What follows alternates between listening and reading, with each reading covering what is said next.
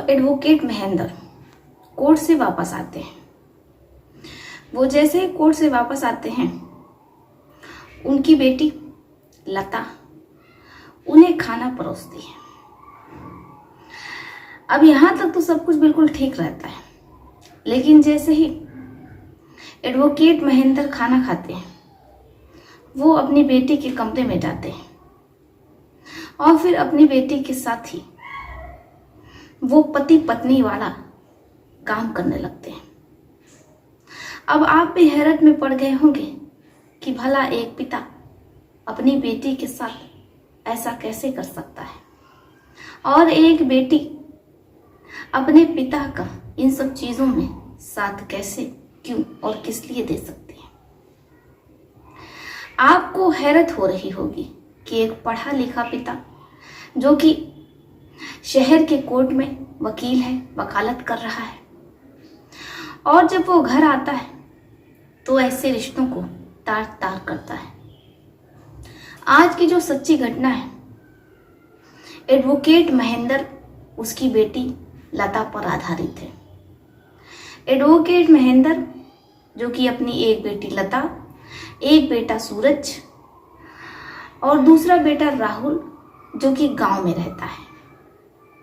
Advocate Mahendra की पत्नी अक्सर गांव में खेतों की देखभाल के लिए वो वहां पर अपने बेटे राहुल के साथ रहा करती हैं। लेकिन यहाँ एडवोकेट महेंद्र जब भी उन्हें मौका मिलता, वो अपनी बेटी के साथ ये सब कुछ करते रहते। इधर बेटी भी अपने पापा का पूरा साथ देती। ऐसे ही सब कुछ चल रहा होता है। ना तो लता को कोई ऑब्जेक्शन होता है और ना ही महेंद्र को। इधर माँ को कुछ भी नहीं पता है कि उसकी बेटी, उसका अपना पति पीठ पीछे उसके क्या गुल खिला रहे हैं जब वो घर पर नहीं रहती, क्योंकि एडवोकेट महेंद्र की पत्नी शकुंतला वो कभी कभार ही घर पर आया करती थी, क्योंकि वो अक्सर गांव में रह रही होती अपने बेटे राहुल के साथ। लेकिन उन्हें नहीं पता था कि घर की चार दीवारी के बीचों बीच उनके पति एडवोकेट महेंद्र बेटी लता क्या गुल खिला रहे हैं। वो इन सब चीजों से अनजान रहते हैं और गांव में अपने बूढ़े सास ससुर की सेवा कर रही होती है, खेतों की देखभाल कर रही होती है। इधर एडवोकेट महेंद्र जो कि शहर के नामचीन वकीलों में से एक रहते हैं, पूरे शहर में उनका बहुत नाम रहता है और ऐसा कोई केस नहीं रहता है जिसे एडवोकेट महेंद्र हार गए हों। भला एक इतना अच्छा वकील जिसका पूरे शहर में नाम है और घर की चार दीवारी के बीच वो ऐसा क्यों कर रहा होगा। लेकिन कहते हैं ना कि जब पत्नी घर से दूर रहती है तो इस तरीके की घटनाएं जन्म लेती हैं। एक पति का तो फिर भी समझ में आ रहा होता है, लेकिन बेटी जो अभी पढ़ने लिखने की उम्र में ऐसे घिनौने काम को अंजाम दे रही थी, उसे इतनी भी शर्म नहीं कि वो अपने ही माँ के सुहाग के साथ, अपने ही पिता के साथ ये सब कुछ कर रही है।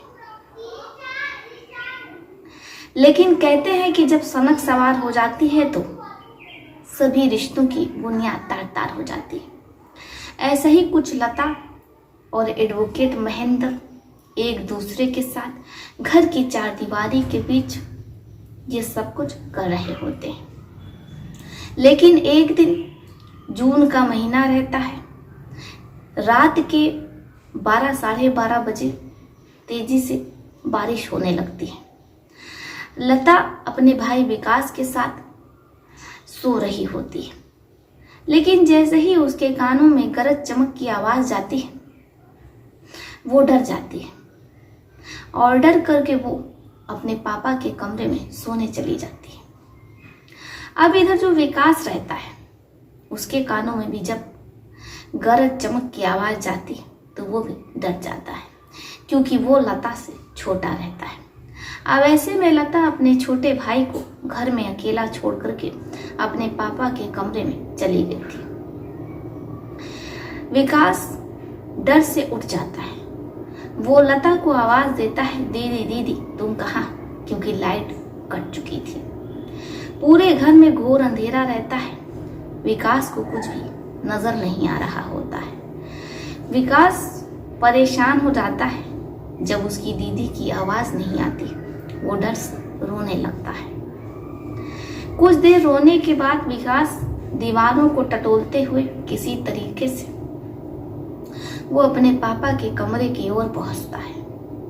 लेकिन जब वो अपने पापा के कमरे की ओर पहुंचता है, बड़ी ही अजीब आवाजें उसके कानों में आ रही होती है। ये आवाज उसकी दीदी लता और उसके पापा की रहती है।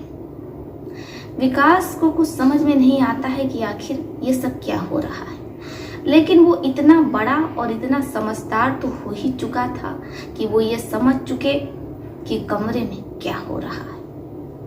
इससे पहले कि वो कमरे में घुस पाता, बारिश बंद हो जाती है। तभी अचानक लाइट आ जाती है। जो मंजर वो अपनी आंखों से देखता है, शायद ही वो उसे अपने पूरे जीवन में कभी भुला सके। अपनी ही बहन को अपने पापा के साथ। विकास बिना कुछ कहे वहां से दबे पांव चला आता है और कमरे में चादर ओढ़ करके सो जाता है। बार बार विकास की आंखों के सामने वही सब कुछ नाच रहा होता है। विकास जब सुबह होती है तो अपनी बहन से पूछने की कोशिश करता है, लेकिन लता उसे ये कह करके टाल देती है कि अच्छा होगा कि वो उसके बीच में ना बोले, और अगर उसने ये बात किसी को बताई तो फिर उसके लिए बिल्कुल भी अच्छा नहीं होगा। अब विकास अपनी बहन लता से बहुत नफरत करने लगता है, क्योंकि जाहिर सी बात है उसकी बहन इतने गलत रास्ते पर जो जा चुकी थी। वो अपनी बहन से कहता है कि अगर तुम्हारा ये सब कुछ ऐसे ही चलता रहा तो फिर तुम्हारी शादी कैसे होगी, और तुमसे तो कोई लड़का शादी भी नहीं करेगा। अगर कोई लड़का तुमसे शादी कर भी लिया तो शादी की पहली रात ही वो तुम्हें तलाक दे देगा। लेकिन लता, जिसे अपने भाई की किसी भी बात पर कोई असर ही नहीं पड़ता है, वो अपने भाई की बातों को इग्नोर करती है। इधर विकास को कुछ समझ में नहीं आता है कि वो करे तो क्या करे। वो सोचता है कि वो अपने भाई राहुल से बता दे या अपनी मम्मी शकुंतला से बता दे, लेकिन जब उसे ये ख्याल आता है कि अगर वो अपनी मम्मी से बताएगा या अपने भाई से बताएगा तो फिर उसके परिवार में कलेश रहने लगेगा और आपस में ही परिवार एक दूसरे से लड़ने लगेगा। शायद यही सोच करके विकास खामोश हो जाता है, लेकिन उसकी इसी खामोशी का फायदा एडवोकेट महेंद्र लता उठाते हैं और वो पति पत्नी की तरह अपना जीवन बिता रहे होते हैं। इधर पत्नी को कुछ भी नहीं पता कि उसके पीठ पीछे उसके ही घर में उसके ही बेड पर क्या हो रहा है। वो तो इन सब चीज़ों से अनजान महेंद्र के बूढ़े माता पिता की सेवा करती है, खेती बाड़ी की देख रेख कर रही होती है, खेतों में अनाज बो रही होती है। कहते हैं कि एक पत्नी बहुत मासूम होती है, उसी की मासूमियत का फायदा उठा करके ये पति ऐसी चीजों को अंजाम देते हैं। समय बीत रहा होता है। एडवोकेट महेंद्र हर रोज कोर्ट जाते हैं, केस लड़ते हैं, उसे जीतते हैं। परिवार के पास पैसे की कोई कमी नहीं रहती। एडवोकेट महेंद्र जो कि अच्छे खासे पैसे कमा रहे होते हैं, लेकिन इसके बावजूद भी जो उनका असामाजिक मुखौटा था वो तो सिर्फ बेटी लता और बेटा विकास ही जान रहा था। वो भी खामोश हो जाता है। अब धीरे धीरे समय बीतता है। एक दिन एडवोकेट महेंद्र जब कोर्ट से वापस आते हैं, वो दरवाजा खुलाते हैं, लेकिन दरवाजा नहीं खुलता है। अब उन्हें कुछ समझ में नहीं आता है कि उनके बेटे और बेटियां आखिर दरवाजा क्यों नहीं खोल रहे हैं। गेट पर ताला लगा रहता है। वो अपने बेटी लता को फोन करते हैं, लेकिन नंबर नॉट रीचेबल बता रहा होता है। कुछ देर तो वो गेट के बाहर खड़े होकर के अपनी बेटी लता, बेटे विकास का इंतजार करते हैं, लेकिन शाम हो जाती है। न तो बेटी घर आती है और न ही बेटा घर आता है। बरसात का मौसम रहता है, मौसम बन रहा होता है, बारिश होने लगती है।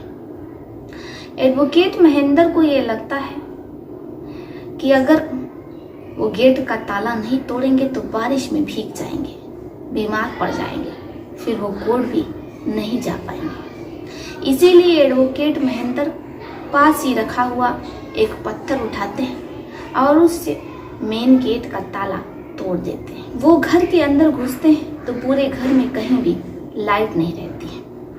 एडवोकेट महेंद्र अपने पड़ोसी के पास जाते हैं तो पड़ोसी के घर में भी लाइट नहीं रहती है, क्योंकि पूरे एरिया की लाइट कट चुकी रहती है। बारिश बहुत तेज हो रही होती है, बिजली कड़क रही होती है, चमक रही होती है। अब ऐसे में पूरे मोहल्ले में घोर अंधेरा, एक तरफ बेटी लता और बेटा विकास जिसका कुछ अता पता नहीं। एडवोकेट महेंद्र का मन घबराता है कि आखिर उनके बेटे और बेटियां कहाँ गए हैं। फोन भी नहीं लग रहा है, कुछ बता करके भी नहीं गए हैं कि आखिर वो अचानक ऐसे कहाँ चले गए। ऐसा तो कभी नहीं होता कि उनकी बेटी उन्हें बिना कुछ बताए कहीं चली जाए।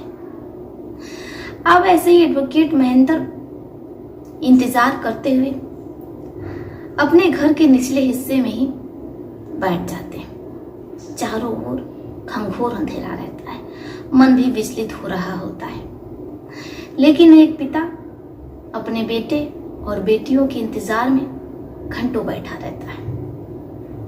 कुछ देर बाद बारिश थमती है, पूरे मोहल्ले में सबकी लाइट आ जाती है, लेकिन महेंद्र के घर पर लाइट नहीं आती। अब वकील साहब परेशान हो जाते हैं, क्योंकि घर उन्हें काटने को दौड़ रहा होता है। वो अपने पड़ोसी दीपक कुमार के पास पहुंचते हैं। दीपक कुमार से कहते हैं कि यार मेरे घर पर लाइट नहीं आ रही है, चलो चल कर के देख लो। अब जैसे ही दीपक कुमार महेंद्र के घर पहुंचता है, वो उनकी लाइट चेक करता है, कुछ गड़बड़ी रहती है, वो उसे बनाता है, पूरे घर में लाइट आ जाती है। लेकिन जो एडवोकेट महेंद्र का सेकंड फ्लोर रहता है, वो अब भी अंधेरे में डूबा रहता है, उस पर लाइट नहीं रहती है। लेकिन घर के निचले हिस्से में लाइट आ जाती है। एडवोकेट महेंद्र वहीं जमीन पर बैठे बैठे सो जाते हैं। कब उनकी नींद लग जाती है, कब सुबह हो जाती है, उन्हें पता ही नहीं चलता है। अब गेट पर तेजी से किसी के बोलने की, गेट खुलाने की आवाज आती है।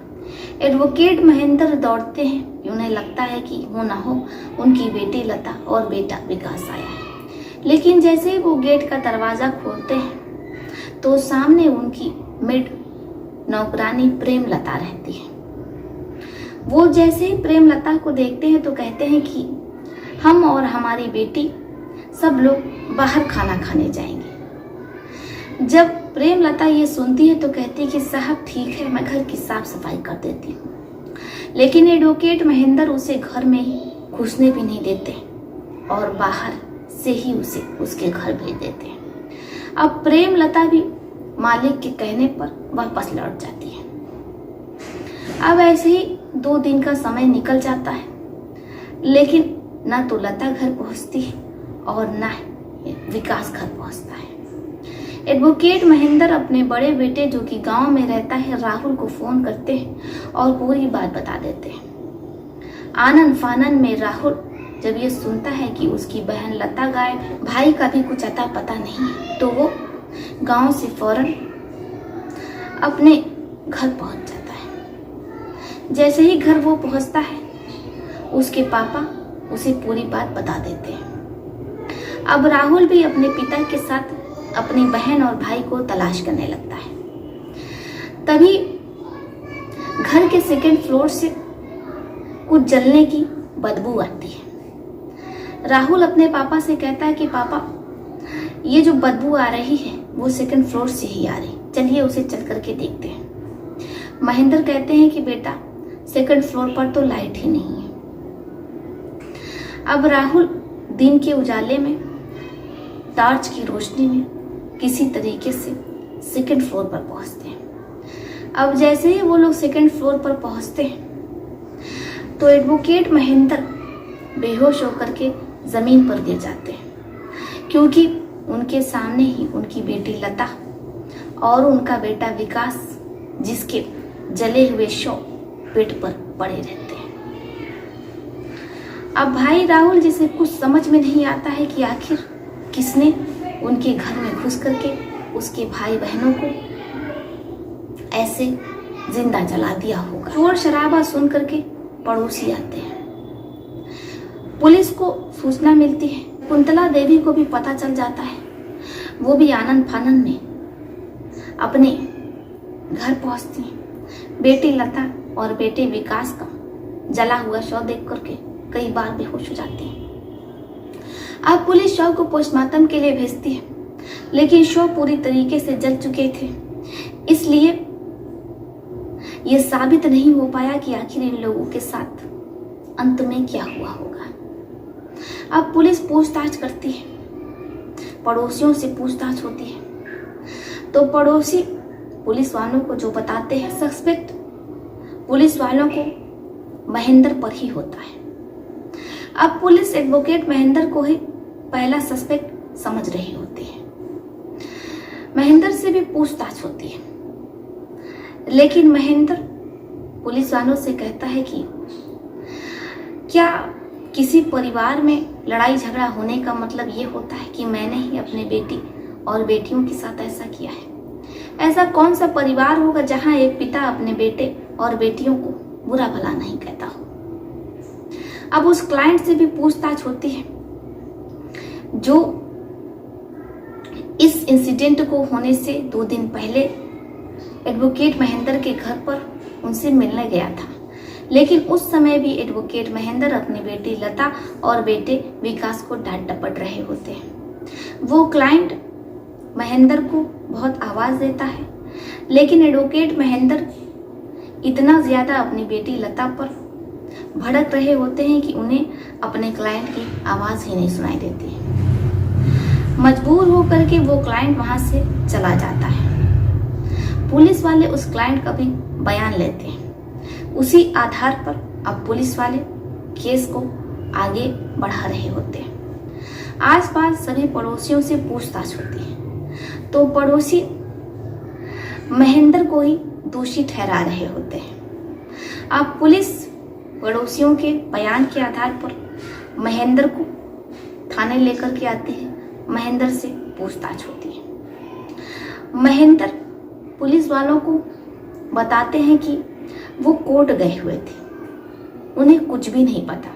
जब वो कोर्ट से वापस आते हैं तो घर पर ताला लगा रहता है, लेकिन पड़ोसियों ने पुलिस वालों को बताया था कि जिस दिन ये घटना घटित हुई उस दिन घर पर राहुल को देखा गया था, जो कि अक्सर गांव में ही रहा करता था। जब राहुल गांव से वापस आया तो एक पड़ोसी राहुल से मिलने गया। राहुल ने पड़ोसी से कहा कि मेरी गैस खत्म हो गई है, खाना बनाने के लिए मैं केरोसिन लेने जा रहा हूं, क्या तुम भी मेरे साथ चलोगे? इस पर मैं भी राहुल के साथ गया। हो सकता है राहुल ने उसी केरोसिन से लता और विकास को जला दिया हो।